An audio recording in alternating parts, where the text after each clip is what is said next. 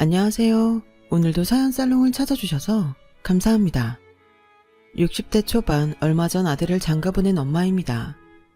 집안의 큰일인 자식 혼사를 치르고 나니 저는 어쩐지 집도 허전하고 마음도 허전해지는 게 한동안 마음을 잡지 못하겠더라고요. 게다가 아들의 결혼 전 잊지 못할 사건까지 있었으니 저는 더욱더 그 후유증이 오래갔던 것 같아요. 먼저 그때의 사건을 이야기하려면 저의 유년 시절 이야기를 빼놓을 수 없는데요. 저의 유년 시절은 저의 중학교 입학 전과 후로 극명하게 나눌 수 있어요. 중학교 전까지 저는 서울에서 사업을 하시는 아빠 덕에 사장님의 하나밖에 없는 막내딸로 살았는데요. 사람 일이라는 것이 누구도 장담할 수 없다고 하더니 저는 중학교 입학을 앞두고 아빠의 사업이 부도가 나는 바람에 쫓기듯 시골 할머니 집으로 가게 되었어요. 저희 가족이 살던 서울의 2층 집은 다른 사람에게 넘어가고 시골 할머니 집은 좁았기 때문에 저 말고 다른 가족들은 또 다른 곳으로 뿔뿔이 흩어져 살게 되어 그야말로 이산가족이 따로 없었는데요. 한창 예민할 시기에 저는 시골에서 중학교에 다니게 되어 그야말로 우울했던 시간을 보내야 했어요. 게다가 동네도 좁은데 이곳 사람들은 희한하게 남 얘기하는 것을 좋아하는 아줌마와 할머니가 많았고 제가 할머니 집에 간 지 3개월쯤이 되었을까? 저와 같은 교복을 입은 아이로부터 이런 말을 듣게 되었죠. 야, 너 서울에서 망해서 온 거라며? 누가 그래? 우리 엄마가. 근데 여기 동네 사람들은 다 안다는데? 근데 망하면 뭐가 어떻게 변하는 거야? 드라마에서처럼 집에 빨간 딱지가 막 붙어? 그리고 너 말고 다른 가족들은 다 어디로 갔어? 몰라. 그리고 너랑 니네 엄마 남의 일에 신경 좀 꺼줄래? 이거 굉장히 예의 없는 행동이거든? 야, 궁금해서 물어보는 건데 뭘 그렇게 예민하게 구냐? 이래서 서울 것들은 쪼잔하다니까. 저는 정말이지 울고 싶었어요. 불과 1년 전에는 넓은 2층 집에서 아기자기하게 꾸며놓은 제 방이 있었고 예쁜 옷과 예쁜 물건들이 모두 제 것이었는데 할머니 집에는 제 방은커녕 침대 놓을 곳도 없어 매일 딱딱한 바닥에 몸을 뉘어야 했으니까요. 그런데 이 모든 것들이 벌써 소문이 났다고 하니 마치 옷을 홀딱 벗고 길을 걷는 기분이 들었어요. 어서 빨리 부모님이 예전의 경제력을 회복해 저를 이 구질구질한 시골 바닥에서 구해주길 간절히 바랄 수밖에 없었죠. 하지만 저의 바람은 쉽게 이루어질 수 없는 희망사항이었고 저는 어쩔 수 없이 계속 시골살이를 해야 했는데요. 어딜 가도 저에겐 서울에서 망해서 온 애라는 꼬리표가 달렸어요. 그러던 어느 날 제가 중학교 2학년이 되었는데 저처럼 서울에서 살다가 전학 온 선혜라는 아이를 알게 되었고 저와 선혜는 몇 번 보지 않았는데도 금세 친한 사이가 되었어요. 외지인의 기분은 외지인이 안 달까요?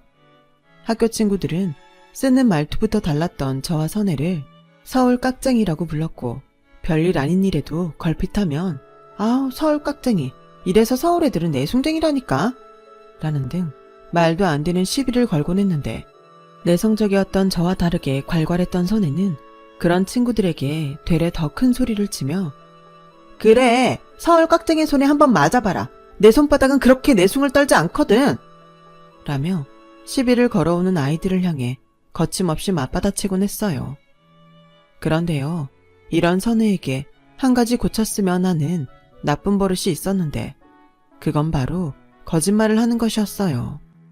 게다가 선혜는 욕심도 많고 누구든 자신보다 잘 나가면 그 나쁜 버릇인 거짓말을 하며 그 사람의 험담을 하고 다니는데 친하게 지내면 지낼수록 저는 선혜의 그 부분이 마음에 걸렸었죠. 그리고 일어나지 않았으면 하는 일이 중학교 3학년 때 일어나고 말았는데 그건 바로 남자 문제였어요. 에라나, 너 시내에 있는 고등학교 알지? 남자 고등학교? 나 우연히 시내에서 그 학교에 다니는 오빠를 알게 됐는데 진짜 모델처럼 잘생겼어.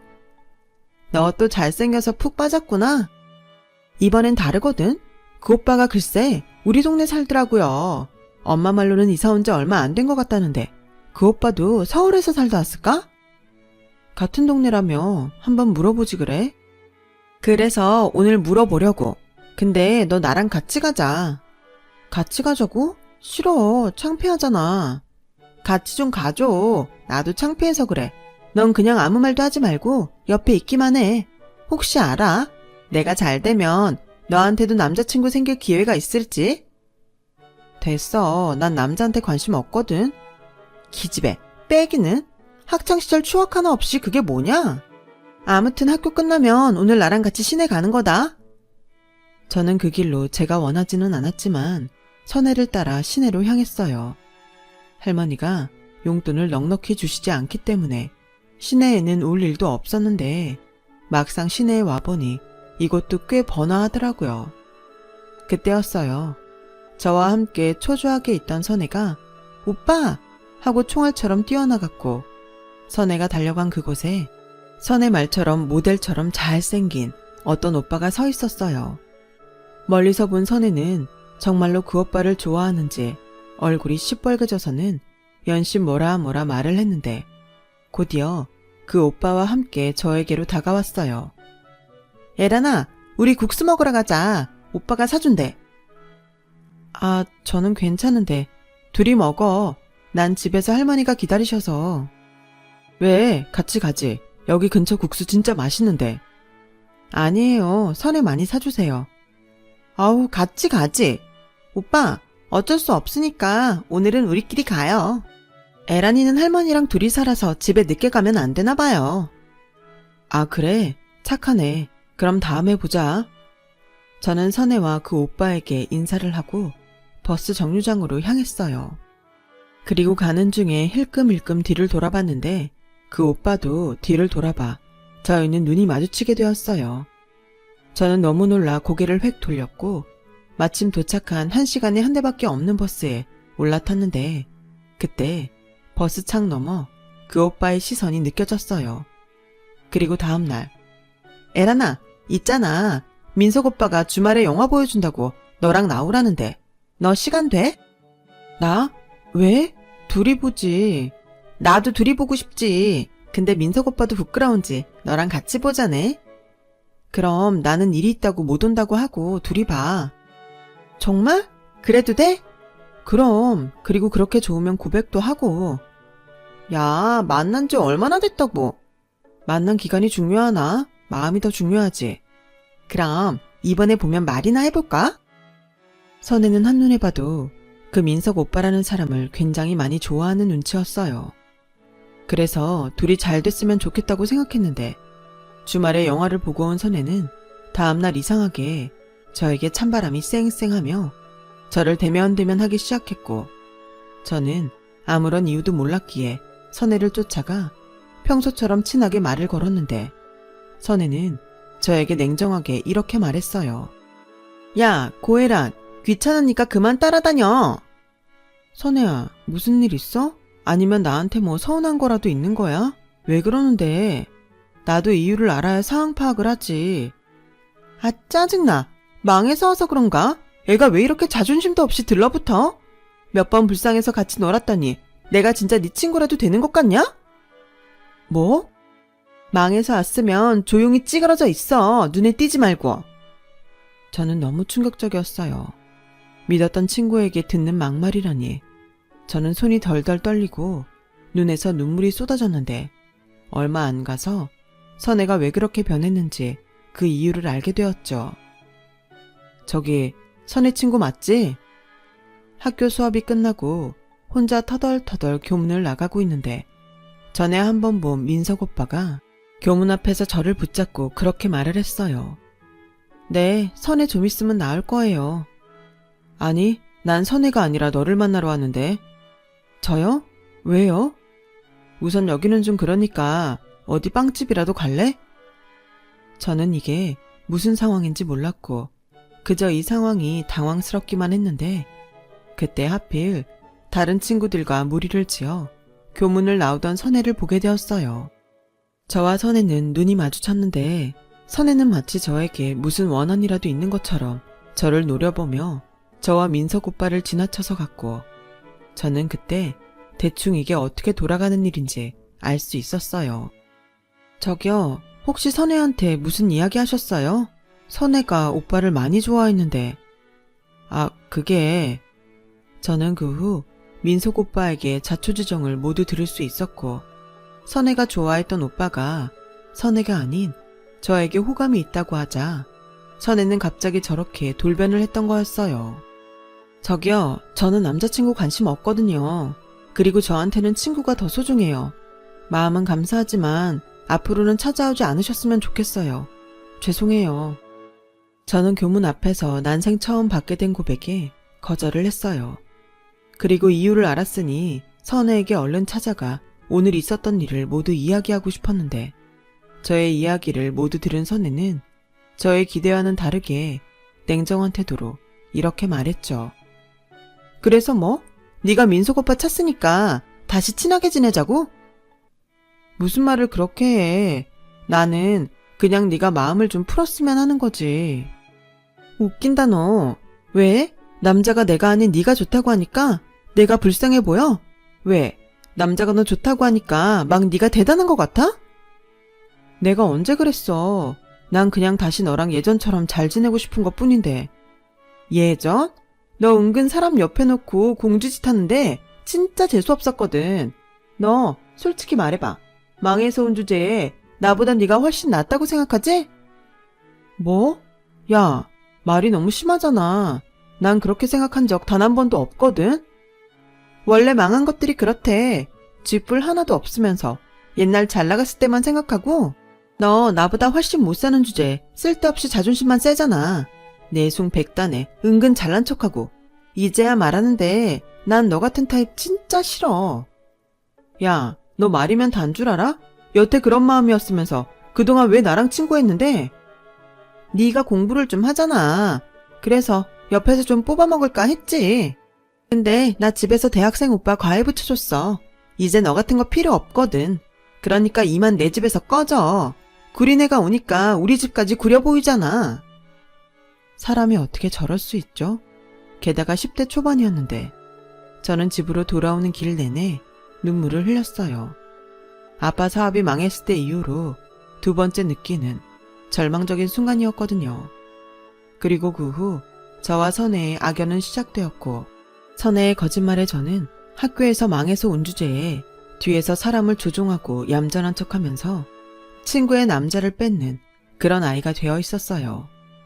정말이지 지금도 그때를 생각하면 억울하고 분한 마음에 손끝이 찌릿찌릿해 오는 것 같은데, 그래도 하늘이 저를 완전히 버리진 않았는지 서울에서 반가운 소식이 날아왔어요.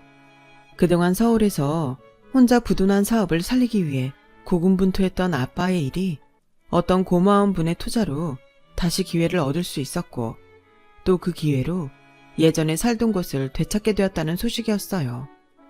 정말 꿈만 같은 일이었죠. 그리고 저는 졸업과 동시에 서울의 집으로 돌아가게 되었는데, 졸업식을 얼마 남기지 않던 어느 날 친구 한 명이 저에게 다가와 말을 걸었어요. 예란아, 너 서울로 다시 간다는 게 정말이야? 응, 아빠 일이 잘 풀려서 예전 집으로 돌아갈 수 있게 됐어. 정말? 잘 됐다. 서울에서 원래 부자였다고 했던 말이 거짓말이 아니었구나. 뭐? 그게 무슨 소리야? 선혜가 사실 넌 서울에서 잘 살지도 못했다고 괜히 여기 내려와서 서울에서 잘 살았던 척한 거라고 들었거든. 근데 어젯밤에 엄마가 너 서울로 다시 간다고 하길래 엄마한테 선혜 얘기를 했더니 엄마가 아니라고 하더라고. 그래서 사과하고 싶었어. 잘 모르면서 멋대로 생각해서 미안해. 황당하고 어이없고 저는 저에게 사과하는 친구에게 뭐라 말을 할 수가 없었어요. 하지만 이제라도 제가 모르는 사실을 알려주고 사과를 해준 그 마음은 고마워서 마음을 진정시키고 제가 도리어 그 친구에게 고맙다고 말했죠. 그리고 이왕 다시 서울로 올라가는 거 선혜와 제대로 마무리는 지어야겠다고 작정을 했는데, 타이밍도 참. 선혜가 졸업식 전날 감쪽같이 사라졌어요. 누군가는 가족이 전부 야반 도주를 했다고 했고, 또 누군가는 해외로 유학을 갔다고 하는데, 어느 하나도 사실이라는 증거는 없었어요. 그래서 저의 계획은 수포로 돌아갔고 저는 아쉽지만 제대로 분풀이도 하지 못한 채 서울로 올라와 고등학생이 되었는데요. 친구에 대한 트라우마 때문인지 저는 저에게 다가오는 친구에게 선뜻 마음을 열지 못하는 지경에 이르렀죠. 어느새 친구들 사이에서 저는 곁을 주지 않는 차가운 아이가 되어 있었어요. 저는 그런 애가 아니라고 말하고 싶었지만 그러려면 또 제가 겪은 일을 하나하나 모두 이야기를 해야 하니 저는 그냥 모든 것을 내려놓고 그저 혼란스러운 마음을 공부에 모두 쏟아부었고 그 결과 저는 서울 교대에 입학할 수 있었어요. 다행히 대학교에 들어가서는 조금씩 마음을 열어서 제법 친구들도 사귀었어요. 그러는 중 예전 중학교 때 저에게 사과를 해줬던 그 친구를 학교 캠퍼스에서 우연히 만나게 되었어요. 미진이? 미진이 맞구나. 에라나, 어머, 너를 여기서 다 보다니 꿈만 같다. 너도 여기 다녀? 나도 여기 학생인데. 그렇게 저는 중학교 동창을 대학에서 다시 만났고 예전이면 몰라도 마음을 많이 회복했기에 저는 미진이와도 잘 지내며 대학을 무사히 졸업하게 되었어요. 그리고 당시까지도 남자에게 별 관심이 없던 저는 대학교에 다니면서 연애다운 연애는 한 번도 하지 못했는데 그 집에서는 조금 걱정이 됐는지 엄마가 슬쩍 지나가는 말로 저에게 맞선 이야기를 꺼내셨어요. 그냥 편하게 나가서 인사만 하고 와. 주변에서 하도 괜찮다고 하니까 한번 보는 것도 나쁘지 않잖아. 엄마, 나는 그래도 맞선은 별로. 맞선이 어때서? 엄마랑 아빠도 맞선으로 만나는걸. 그래도 너랑 네 오빠 낳고 잘 살았잖아. 시집 안 갈 거야? 아니, 그건 아니지만. 지금 생각해도 웃겨요. 저는 남자는 관심이 없으면서도 시집갈 마음은 있었거든요. 그래서 엄마의 말을 듣고 졸업을 앞둔 추운 1월 맞선 자리에 나갔어요. 그리고 지금의 저의 남편을 만나게 되었죠. 남편은 사실 저보다 훨씬 조건이 좋은 사람이었어요. 대대로 이어지는 의사 가문에 남편도 의사였거든요.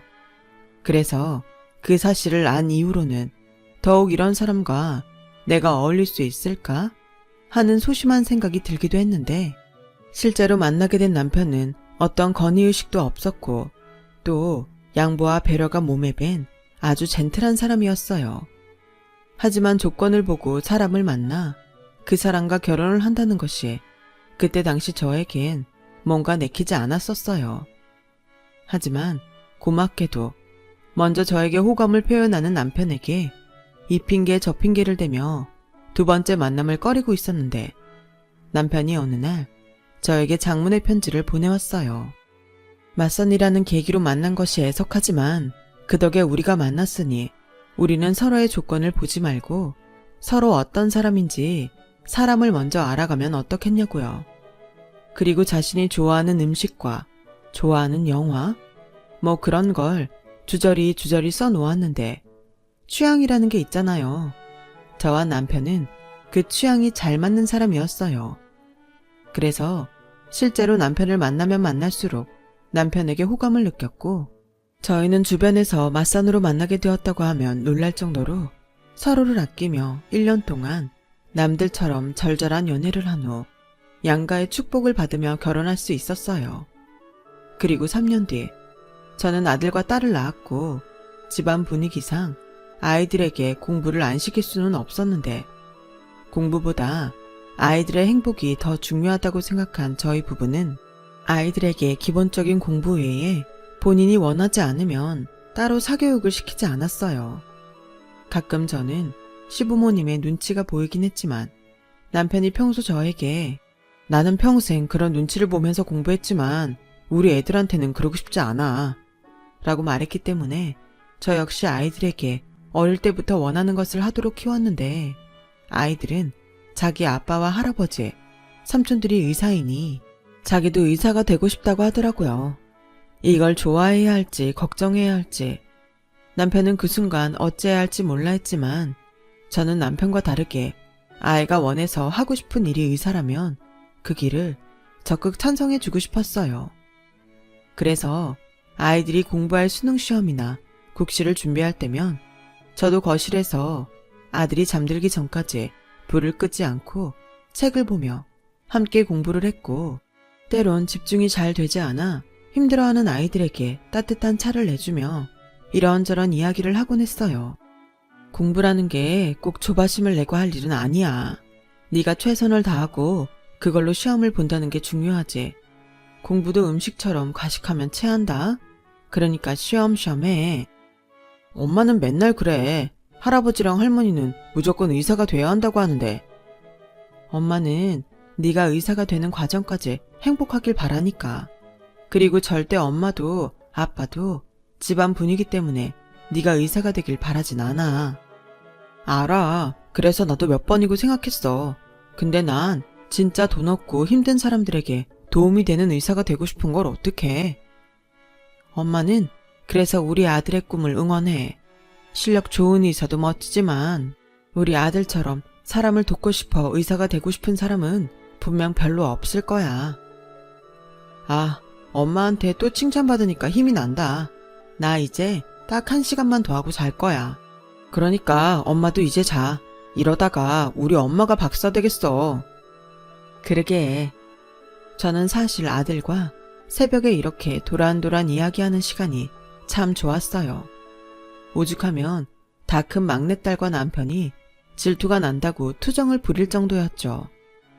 그래서 저희 집은 자연스럽게 아들은 제가, 딸은 남편이 챙기는 그런 분위기였어요.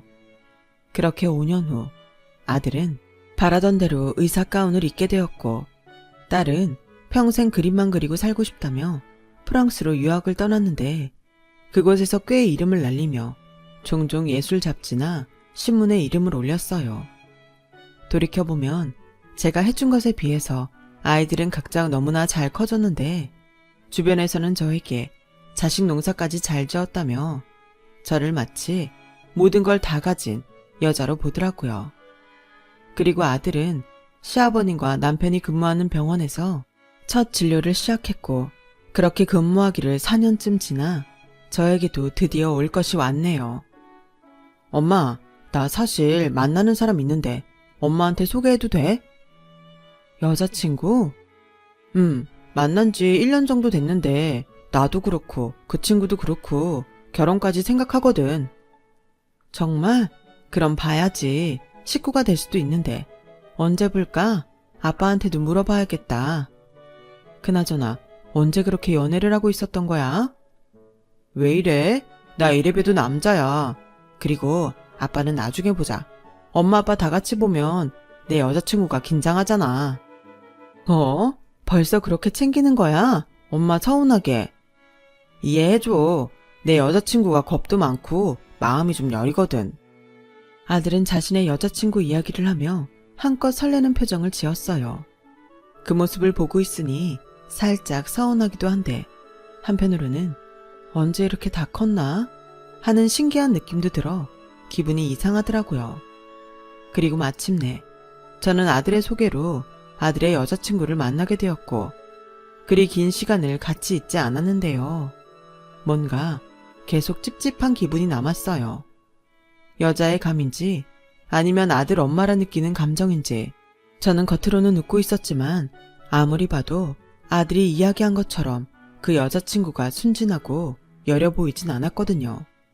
오히려 그 반대인 그러는 척하는 느낌이 더 강했는데 선뜻 초면에 그걸 표현할 수가 없더라고요. 그래서 저는 제 마음을 숨겼고 적당히 분위기를 맞춰주다 저녁 식사비를 미리 계산하고 먼저 집으로 왔어요. 부디 제가 느꼈던 인상이 틀리길 바라면서요. 그리고 여자친구를 집에 바래다주고 집으로 온 아들은 여자친구가 저를 무척이나 좋게 봤다고 얼굴 가득 환한 미소를 지었죠. 저는 다음엔 남편이랑 함께 보면 좋겠다고 생각하고 있을 그때 아들이 먼저 결혼 이야기를 꺼냈어요. 엄마, 내가 전에 유진이랑 결혼하고 싶다고 했잖아. 엄마는 어때? 글쎄, 엄마는 네가 좀 많이 급한 것 같은데? 엄마 아빠도 1년 만에 결혼했잖아. 나 사실 유진이 어머니랑은 종종 만나서 식사도 하고 그랬어. 유진이 어머니 엄청 시원시원하고 좋으신 분이야. 사업을 크게 하시는데 그래서인지 말씀을 얼마나 잘하시는지 몰라. 갈 때마다 우리 사위 하면서 나 엄청 챙겨주신다. 그래? 우리 아들한테 잘해주신다니 엄마가 다 고맙네. 그래도 결혼은 중요한 일이니까 성급하게 결정하지 말자. 아직 아빠도 못 봤잖아. 엄마, 나 진짜 신중하게 생각하고 결정한 거야. 그럼 우리 상견례 먼저 할까? 양가 어른들 다 같이 만나서 이야기하면 엄마도 확신이 들 수 있잖아. 저는 아들의 성격을 잘 알기에 일단 가볍게 식사 정도 하는 자리를 가져보자고 말했어요. 저 역시 아들이 그렇게 좋다고 하면 어쩔 수 없는 거니까요. 하지만 마음을 내려놓으려고 해도 그게 또 쉽지 않더군요. 잠까지 설치며 고민을 하는데 남편이 이런 제 모습에 걱정이 됐는지 무슨 고민이 있냐며 물어왔어요. 그래서 저는 아들의 여자친구를 보고 온 이야기와 또 아들이 결혼을 하고 싶어 한다는 이야기를 모두 했죠. 남편은 제 말에 허허 웃으며 대수롭지 않다는 듯 이렇게 말했어요. 왜? 갑자기 아들이 결혼해서 떠날까봐 마음이 허전해? 아니, 그냥 그 여자친구 보는데 기분이 이상하더라고. 뭔가 숨기는 것 같고. 원래 엄마들이 아들의 여자를 보면 기분이 좋진 않겠지. 당신 진짜 나는 심각한데 이럴 거야? 뭘 심각해? 왜 심각한데? 당신이 결혼하는 것도 아니잖아. 결혼은 승준이가 하는 건데. 당신 혹시 며느리감에 뭐 바라는 거 있었어? 아니, 난 그냥 사람만 좋으면 되지. 근데 그 애가 좋은지 잘 모르겠잖아. 차차 알아가면 되지. 원래 자기가 다른 사람보다 좀 늦잖아. 나 같은 사람도 늦게 알아봤으면서. 그래서 약속 날짜는 언제로 할 건데? 나 미리 얘기해줘야 시간 맞출 수 있는 거 알지? 이참에 아들 하나 있는 거 빨리 장가 보내버리면 좋겠네. 당신은 자식 일에 너무 건성건성이야. 내가 말했지? 나는 하도 질려서 안 그럴 거라고. 애들 다 시집장가 보내면 당신이랑 어디 시골에 내려가서 작은 의원이나 내고 살면 좋겠다. 얼마나 고되고 힘들었으면 저희 남편은 이런 말을 툭 하면 저에게 했어요. 남편의 말을 들으니 제가 너무 아들의 여자친구에 대해 오바를 했나 싶은 생각이 들어 마음을 비우기로 했죠. 그리고 며칠 후 종종 얼굴을 보며 친분을 유지했던 미진이가 오랜만에 전화를 해서는 빅뉴스가 있다고 설레발을 치는데 그때 제 귀에 익숙하고도 달갑지 않은 이름이 들려왔어요. 글쎄 있잖아. 너도 기억하지? 임선혜. 걔가 요즘 다시 중학교 동창애들한테 연락 돌리는 것 같더라. 듣자 하니 딸내미 시집 보내나 본데 사위가 의사라고 아주 그렇게 자랑을 한대. 이혼하고 무슨 짝퉁 옷대다가 판다고 하던데 아주 의사 사위 보기도 전에 벗겨먹을 생각부터 하고 있다니까. 근데 더 대박은 뭔 줄 알아? 그 딸이 한번 다녀왔는데 혼인신고를 안 해서 그 사위라는 남자가 재혼인 줄도 모른다는 거야. 뭐? 선의 걔는 그런 얘기를 그렇게 아무렇지 않게 해? 원래 그렇잖아. 솔직히 진짠지 가짠지 알 수도 없고 걔 원래 거짓말 선수잖아. 네가 더 잘 알면서. 그래도 그 사위가 의사인 건 맞는 것 같더라. 날 잡히면 청첩장 보내겠다고 주소 알려달라고 하던데 너는 싫지? 나는 별로 만나고 싶지 않아. 내가 너 그럴 줄 알았어. 그리고 솔직히 나도 그렇고 다른 애들도 별로 가고 싶지 않은 눈치야. 뭐 당연하지. 그렇게 큰 사기를 쳐놓고 뻔뻔하게. 아, 너는 바로 서울 가서 모르지? 내가 너한테 말한다 하고 까먹었는데 임선의 걔 졸업식 전날 왜 사라졌는지 알아? 저는 미진이의 말을 듣고 깜짝 놀랐어요. 저는 아빠의 사업이 망해서 시골에 갔지만 선혜는 자기 아빠가 초등학교 교사라 시골로 전근을 와서 식구들이 모두 시골로 온 거라고 했는데 그 아빠가 사실은 교사 행세를 하는 사기꾼이었고 자기 신분을 속이고 마을에서 돈 좀 있다는 사람들에게 사기를 쳐서 졸업식 전날 야반 도주하듯 도망쳤다는 거예요. 이미 좁은 마을에 소문은 퍼질 대로 모두 퍼졌는데 선혜는 지가 순진한 건지 아니면 시간이 지나 사람들 기억에서 그 일이 잊혀졌을 거라고 생각했는지 선혜는 아무렇지 않게 자신이 백혈병에 걸려서 급히 서울로 이송되는 바람에 졸업식에 참석하지 못했다고 또 거짓말을 했다고 하더군요. 그 말을 듣는데 어찌나 기가 차던지 당할 때는 너무 억울하고 분했는데 시간이 흘러 저도 제법 인생을 산 사람이 되니 어릴 때부터 거짓 인생을 산 선혜가 참 불쌍하게 느껴졌어요. 그리고 마침내 아들의 말처럼 상견례 같은 자리가 마련이 되었고 저는 여자친구 어머니가 예약했다는 장소에 시간을 맞춰 도착했는데요. 그곳에서 뜻밖의 평생 보고 싶지 않았던 얼굴을 보게 되었어요. 선혜였죠. 어머, 이게 누구야? 고혜란? 세상에, 내가 여기서 너를 다 본다? 여긴 어쩐 일이야? 여기 꽤 비싼데 밥 먹으러 왔니? 겸사겸사. 넌 잘 지냈어? 미진이한테 네 딸 결혼한다는 말은 들었다. 어머, 정말? 걔는 진짜 입이 너무 가벼워서 문제야. 그럼 우리 딸이 의사랑 결혼한다는 것도 알겠네? 축하한다. 고마워. 우리 딸 눈이 좀 높아. 그래서 사자 아니면 시집 안 간다고 한다니까? 근데 넌 중요한 자리는 아닌가 보지? 옷 입은 게 뭐 이리 촌스러워? 뭐? 유행도 다 지났고 보아하니 아끼고 아껴서 입는 옷 같은데 이런 데 올 때는 그래도 나처럼 백화점 옷 정도는 입고 와야지. 아, 그래? 그 옷이 백화점 옷이야? 넌 요즘 백화점도 안 가는구나. 그러니 유행을 모르지. 그때였어요. 저보다 조금 늦게 출발한다며 먼저 가 있으라고 하던 남편이 도착했어요.